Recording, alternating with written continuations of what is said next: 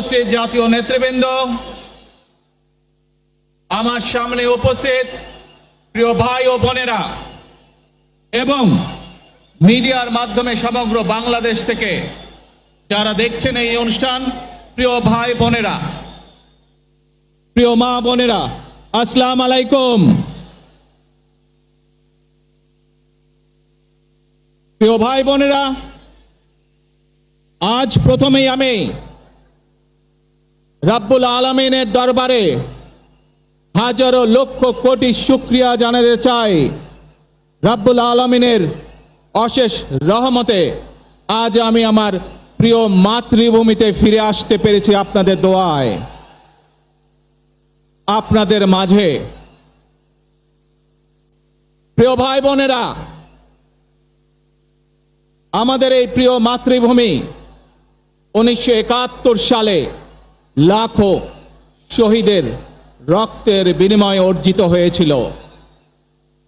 ঠিক একইভাবে 75-এ আবার 7ই নভেম্বর আধিপত্যবাদীদের হাত থেকে রক্ষার জন্য সেদিন সিপাহী জনতার বিপ্লবের মাধ্যমে আধিপত্যবাদের হাত থেকে দেশকে রক্ষা করা হয়েছিল। একইভাবে পরবর্তীতে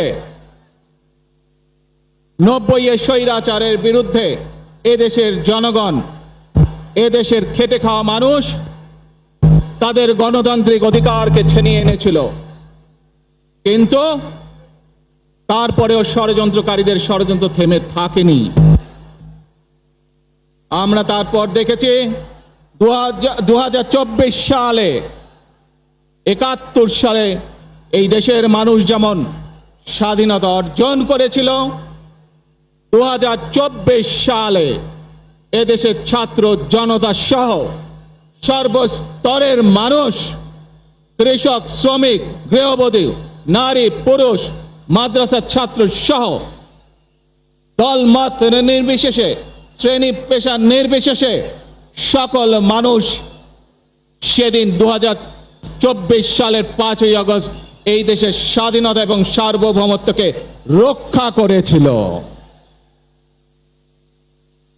প্রিয় ভাই বোনেরা, আজ বাংলাদেশের মানুষ কথা বলার অধিকার ফিরে পেতে চায়।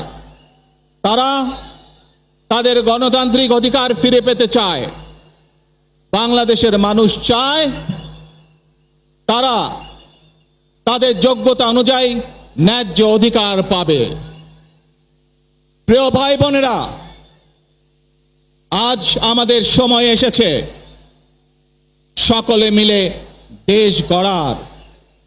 এই দেশে যেমন পাহাড়ের মানুষ আছে, এই দেশে একইভাবে সমতলের মানুষ আছে। এই দেশে মুসলমান, বৌদ্ধ, খ্রিস্টান, হিন্দু সহ বিভিন্ন ধর্মের মানুষ বসবাস করে। আমরা চাই সকলে মিলে এমন একটি বাংলাদেশ গড়ে তুলব আমরা, যেই বাংলাদেশের স্বপ্ন একজন মা দেখেন, অর্থাৎ একটি নিরাপদ বাংলাদেশ আমরা গড়ে তুলতে চাই।